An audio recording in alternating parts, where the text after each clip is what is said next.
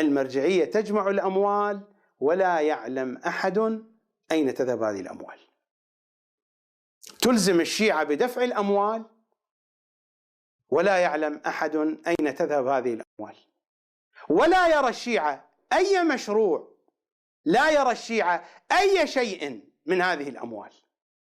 هناك مصارف معينة، هناك إعطاء لطلبة الحوزة رواتب وبنحو من التقتير والبخل والتضييق،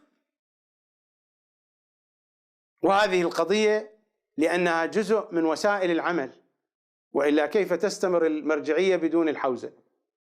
وكيف تستمر الحوزة بدون الطلبة؟ وكيف يستمر الطلبة في الحوزة بدون الراتب؟ هذا جزء من العمل.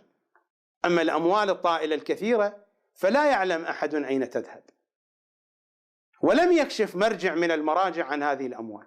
لكن المرجعية تطالب الحكومة بالكشوفات وبالبيانات، ونفس خطباء الجمعة الذين هم وكلاء المرجعية الفساد معشعش في المؤسسات التي يشرفون عليها، وإهدار المال على مشاريع بائسة، نفس القضية، لكنهم يطلقون ألسنتهم على الحكومة وعلى الوزراء. لا تنهى عن خلق وتأتي مثله، عار عليك إذا فعلت عظيم. يا أيها الرجل المعلم نفسه، هلا لنفسك كان ذا التعليم.